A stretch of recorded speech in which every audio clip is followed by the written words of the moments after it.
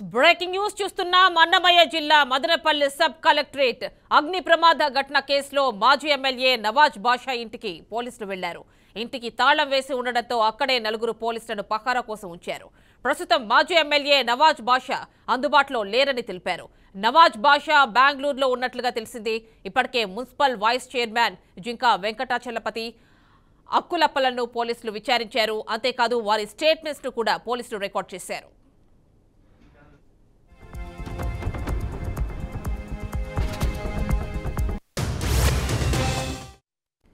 Madanapalle sub collectorate కార్యాలయంలో అగ్ని ప్రమాద ఘటనకి సంబంధించి పోలీసులు అక్కడ ఎక్స్ ఎమ్మెల్యే నవాజ్ బాషా ఇంటికి వెళ్లారు. పూర్తి డీటెయిల్స్ మా కరెస్పాండెంట్ గోపి అందిస్తారు.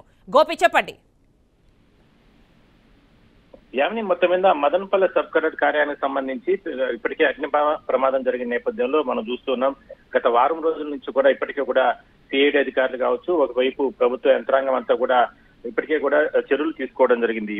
అంటే గత 2 రోజుల క్రితం కూడా ఏపీ ముఖ్య ప్రభుత్వ కార్యదర్శి సిసోడియా కూడా మదనపల్లికి చేరుకుని అన్నమయ్య కలెక్టర్ తోనూ, అదేవిధంగానే తిరుపతి, చిత్తూరు కలెక్టర్ తో కూడా ప్రత్యేక సమావేశం కూడా నిర్వహించడం జరిగింది. అయితే ఈ 3 జిల్లాలకు సంబంధించి కూడా గతంలో ఏ విధంగా అక్రమాలు జరిగాయి, ఎంతెంత భూములు అంటే అడ్డదిడ్డంగా కేటాయింపులు జరిగాయి, మరి దానికి సంబంధించిన డాక్యుమెంట్స్ ఇవన్నీ కూడా కార్యాలయాలు సక్రమంగా ఉన్నాయా లేదా అంటే కూడా ఆయన విచారణ జరిగింది. అయితే అగ్ని ప్రమాదానికి సంబంధించి ఇప్పటికే కూడా దాదాపుగా పోలీసులు, సిఐడి అధికారులు దాదాపుగా ఇప్పటికే 15 మంది వరకు కూడా అదుపులోకి తీసుకుని వాళ్ళు విచారణ జరిపారు. నిన్న కూడా కొంతమంది పెద్దిరెడ్డికి సంబంధించిన అనుచరులు కొంతమంది అదుపులోకి తీసుకుని వాళ్ళు కూడా విచారణ చేయడం జరిగింది. మున్సిపల్ వైస్ చైర్మన్ జింకా వెంకటాచలపతితో పాటు ముఖ్యంగా అంటే పెద్దిరెడ్డికి అత్యంత సన్నిహితుడిగా ఉన్నటువంటి అక్కులప్పతో పాటు మరికొంతమందిని కూడా అదుపులోకి తీసుకుని విచారణ జరిపారు. అయితే తాజాగా కాసేపటి క్రితం మాజీ ఎమ్మెల్యే మదనపల్లికి సంబంధించినటువంటి నవాజ్ బాషా ఇంటికి కూడా పోలీసులు చేరుకోవడం జరిగింది. ఆయన కూడా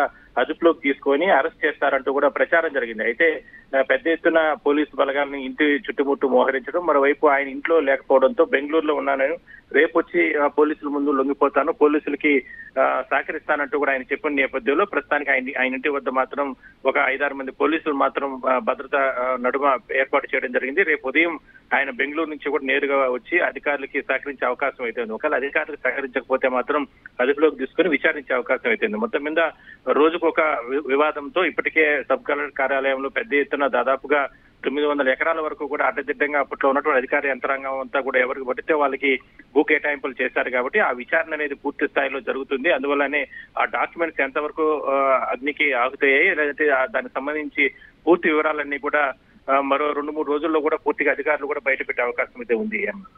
రైట్ గోపీనాథ్, థ్యాంక్ యూ.